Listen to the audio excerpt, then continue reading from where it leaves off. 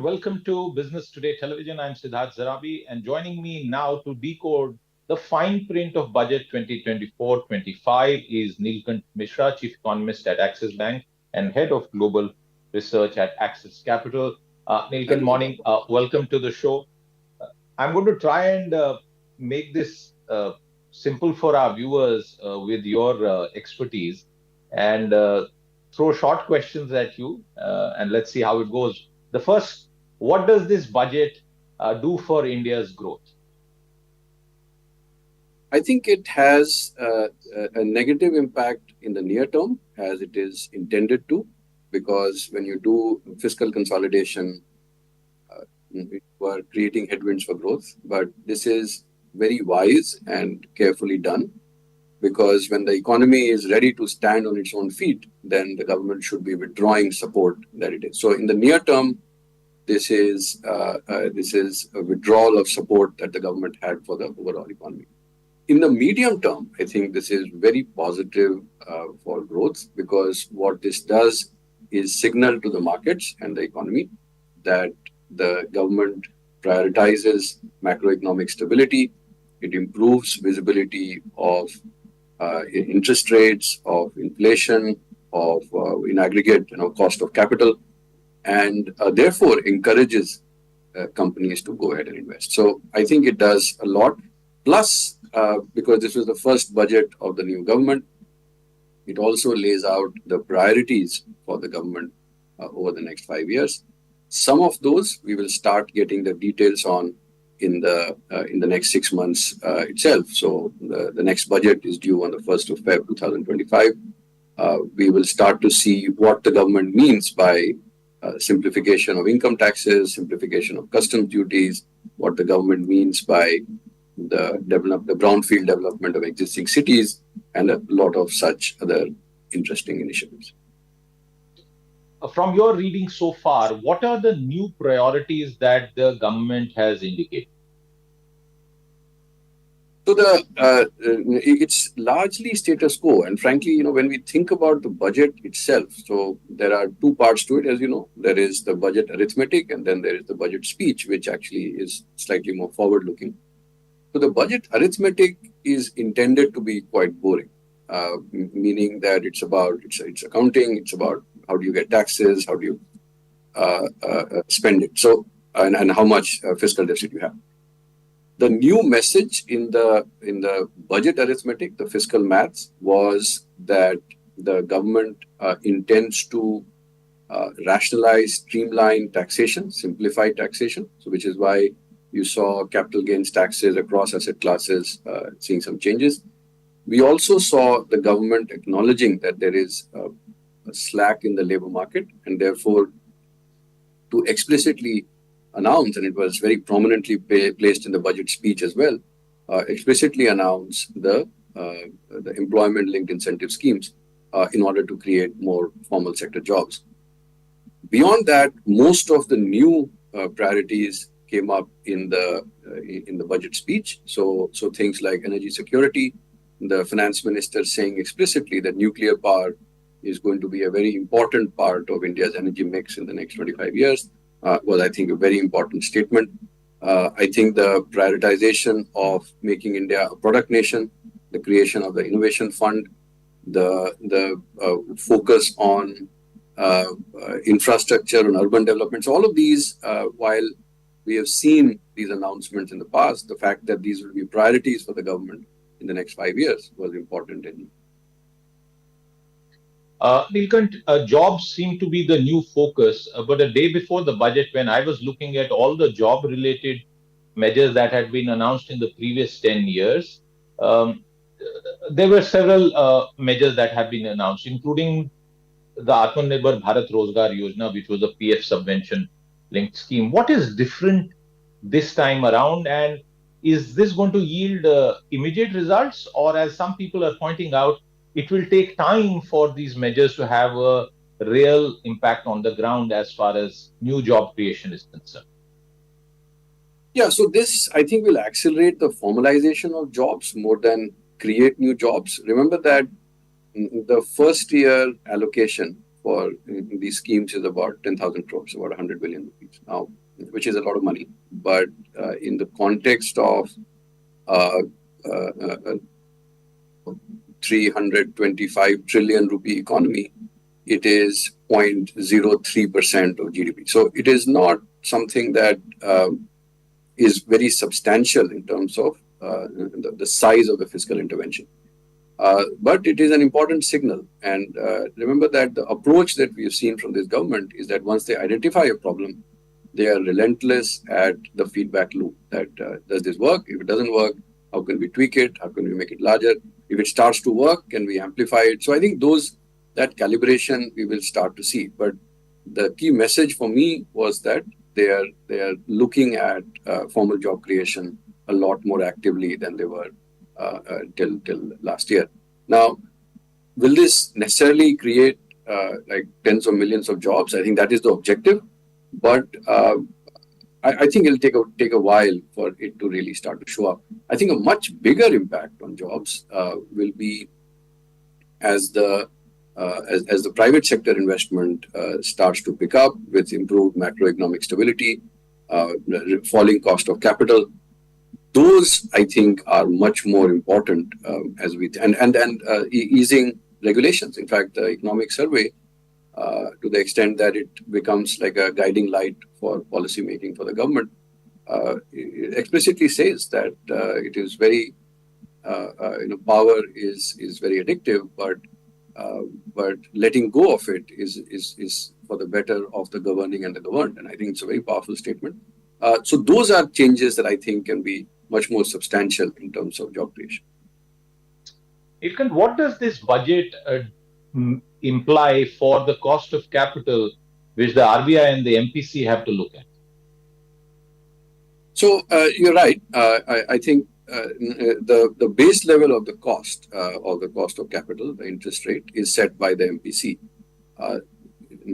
There is in this budget 10,000 crore allocation for what they call the price stabilization fund. Now, the price stabilization fund, I think, acknowledges the fact that there is a lot of volatility in vegetable prices, especially in perishable commodities, and that is preventing the MPC from the Monetary Policy Committee from cutting interest rates. So there is an acknowledgement. Now, if it works, I think they will, and there is a lot of focus on agricultural reform, creating incentives for states to undertake agricultural reform. So there are lots of things that will be attempted to reduce the food inflation. Remember that in overall inflation, which is still at the headline level higher than what the MPC's target is, and that is delaying the process of rate cuts.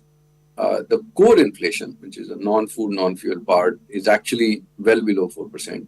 And that clearly shows there is slack in the economy. But because the headline inflation is kept elevated by food, the government is trying to target policies which will help bring down that inflation. But there is another level to this cost of capital because the overnight borrowing rate, which the MPC sets, is not the cost of capital for the rest of the world or for the rest of the economy. It is, I think, the better benchmark is the cost at which the government borrows on a 5-year period or a 10-year period. And that it becomes the benchmark. So I think that has already fallen to 7% or 6.97 or something. If the government is able to meet the FY26 targets, and there's no reason why it shouldn't be, because it seems to be fully committed towards that, in FY26, then the demand for these bonds will start exceeding the supply of these bonds from center and state. And I think that the 10-year bond yield can fall well below 6.5%.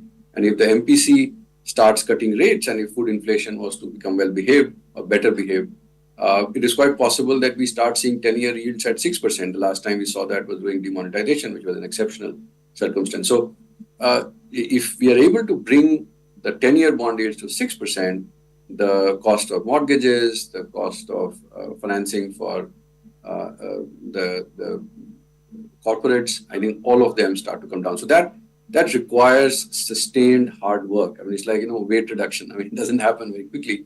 It is better not done very quickly. Neelkanth, what does this budget do for, supporting the agriculture sector and consequently the rural economy? See, the first thing, as we have often discussed on your show as well, I think the rural-urban divide these days is not very analytically useful because with every village now getting connected to roads, getting electricity, the road connectivity is much better. The demand and the mobility of labor and where they consume is actually becoming very fungible. But I think the agri-non-agri divide is still quite stark, and that deserves some attention. So on the agricultural side, I think the allocation in the budget has gone up from about, I think, 1.44 to 1.52 lakh crores, so 1.44 to 1.52 trillion rupees. So that is not very substantial. But from the vote on account to the full budget, generally because it's just 8-9 months left to go. And by the time the ministries get to know the numbers, it'll be like 6-7 months left to go. So that's not. I didn't expect too much to change here, but clearly, I think the priority is in improving infrastructure, improving market access, improving yields, because productivity and agricultural incomes are linked to how much you can grow. But I think on the same plot of land, and I think providing visibility on all of those fronts is important for the agricultural sector to grow. So there were signs that the government is thinking along these lines. As we have seen in the past, I think the challenge is that agriculture is a state subject.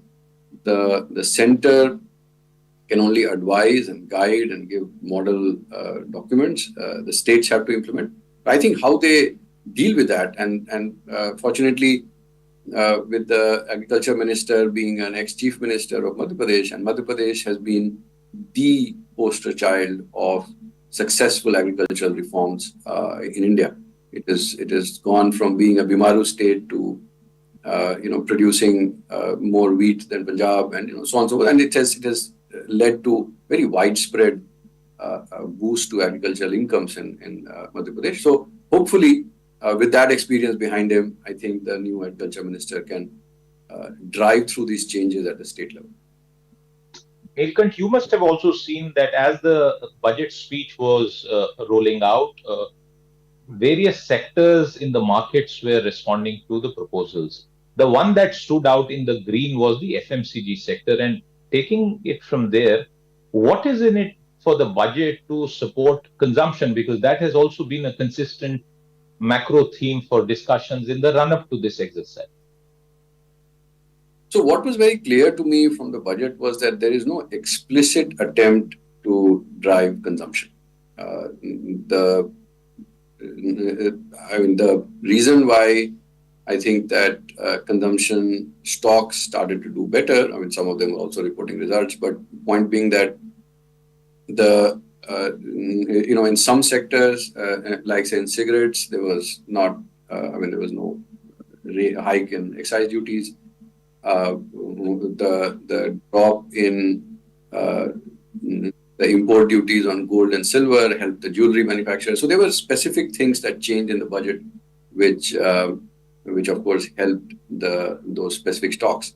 But otherwise, I think the boost to consumption was more indirect. So if the government creates more jobs, or if the government's policies help create more jobs, that boosts incomes. There is some income tax cuts, about 29,000 crores, because the lower income segments are going to be bigger beneficiaries as the tax slabs have been bumped up. So from 5,000 to 17,500 rupees per taxpayer. The larger number of income taxpayers are at the lower middle income level.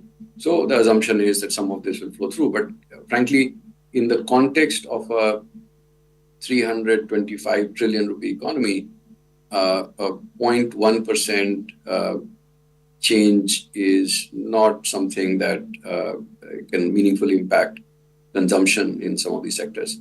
I think the overall sector doing well was largely due to the sector-specific factors that affected some of those. Neelkanth, one of the other features that's been sort of read from this budget announcement is that the government is also addressing concerns from the ground, the feedback that they got from the Lok Sabha elections and possibly what they anticipate in the forthcoming state assembly elections. Has the Modi government sort of had a change in strategy broadly when it comes to welfare measures and spending? Because the Congress party has also said that some proposals from its manifesto have been borrowed. For example, the apprenticeship scheme. Has Modi 3.0 changed gears in any manner on that particular account? Which was the signal that most of us were looking for in the budget, because while there can be specific proposals that can be implemented, and I think it should be encouraging that the government is open to new ideas, but the big picture that there is no space for the scale of income transfers that were proposed in some of the budgets in opposition party manifestos, that there is no space for that. And the fact that the government stayed clear, in fact, if you stayed clear of fiscal handouts, if you see the difference between the vote on account and the budget that was presented, I think the increases in expenditure were about, as I said, 10,000 crores for the price stabilization fund, about 10,000 crores for the employment-linked incentives, and about 9,000 crores for hiring people in Jammu, the police in the Jammu and Kashmir.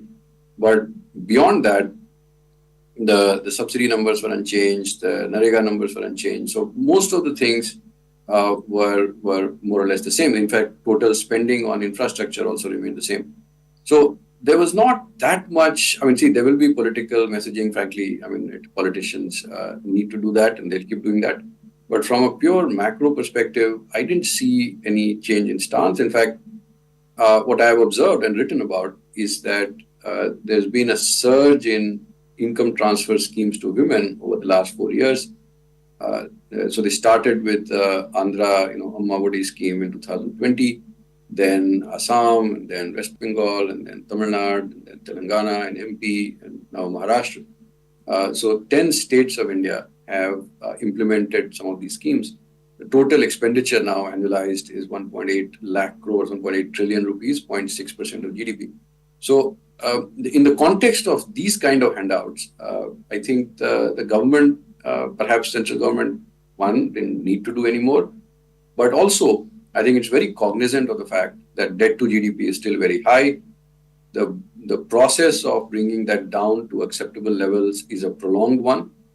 You need to have a very sustained and it's kind of painful process of slowly bringing down the fiscal deficit. You can't bring it down too fast. If you do that, you end up slowing the economy.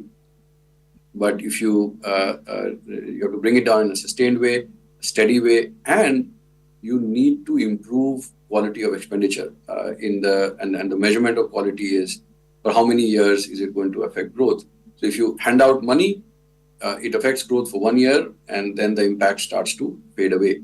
If you spend it on infrastructure in the first year, the spend on infrastructure creates jobs and demand, and then the productivity boost that infrastructure provides also then supports activity in subsequent years. I think this whole process means that the government didn't have scope or didn't have room to do a lot of fiscal handouts.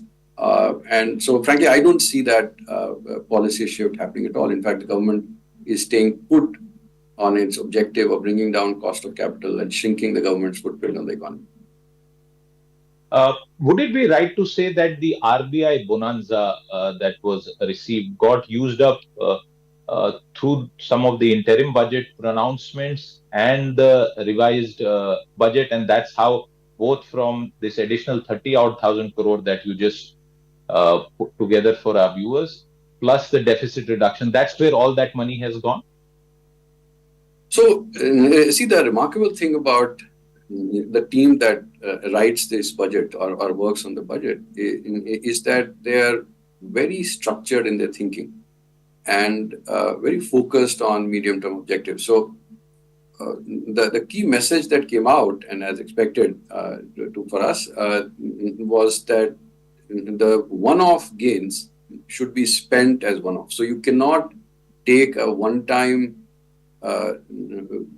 surprise on RBI dividend and then spend it on an income transfer scheme, which has to be spent every year, because you're not sure what the so the RBI dividend will be next year. I think personally, that we have done numbers. I think it can be elevated next year also, but I don't think the government is making that assumption.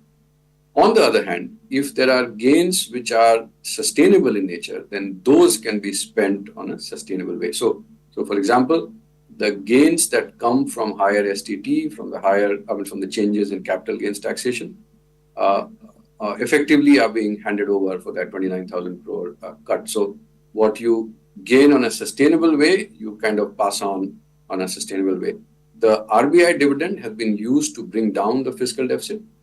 It has also been used to increase the interest-free loans to states for Capex, because that's also a one-off.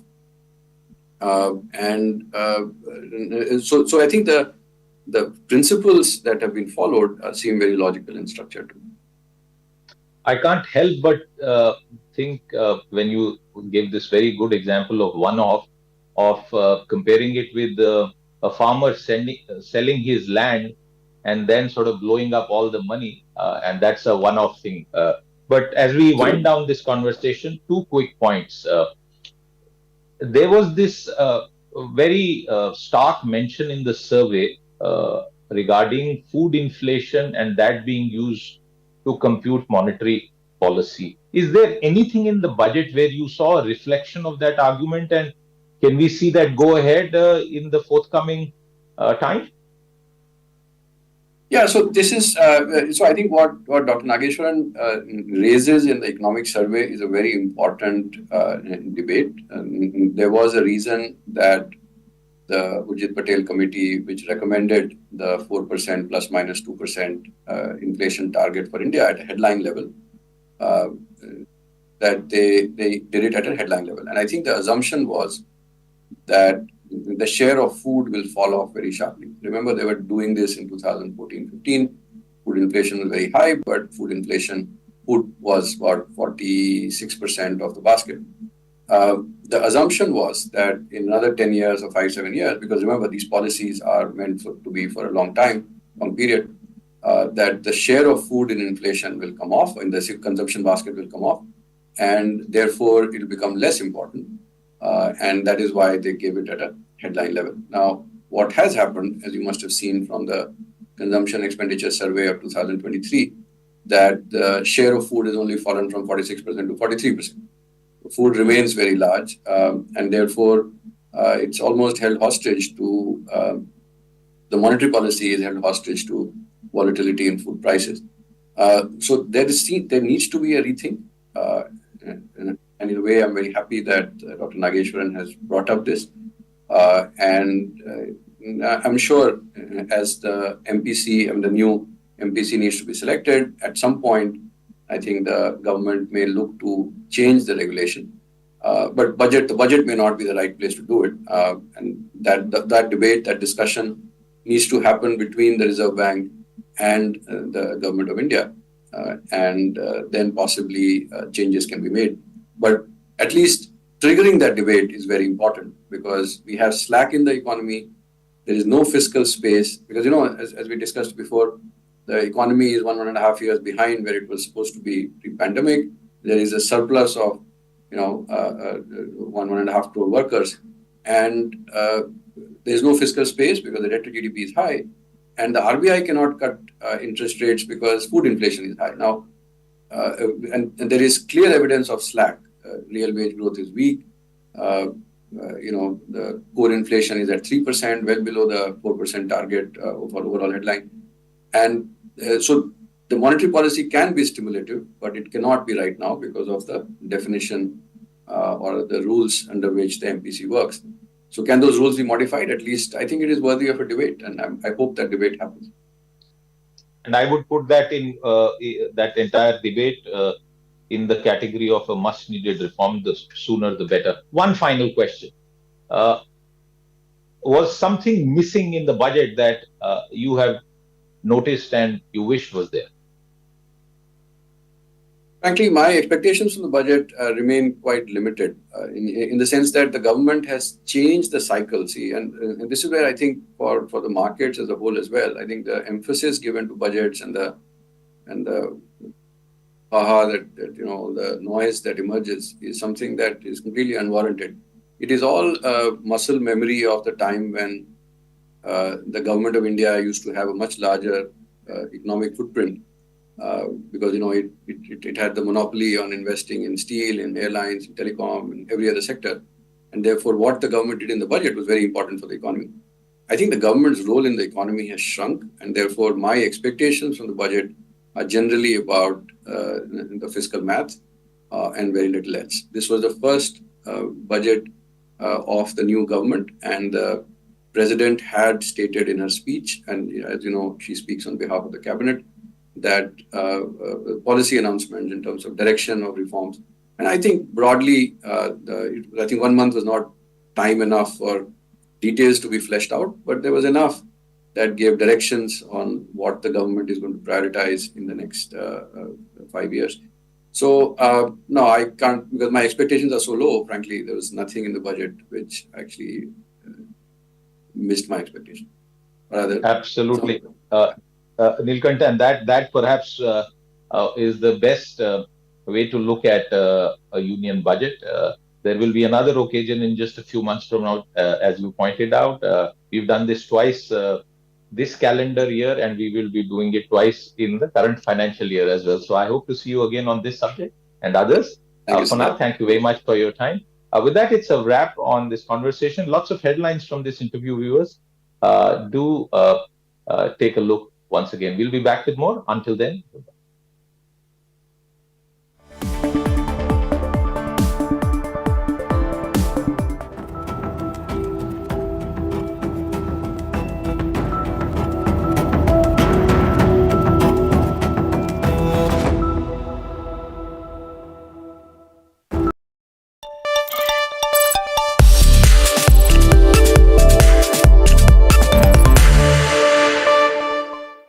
Direct taxes.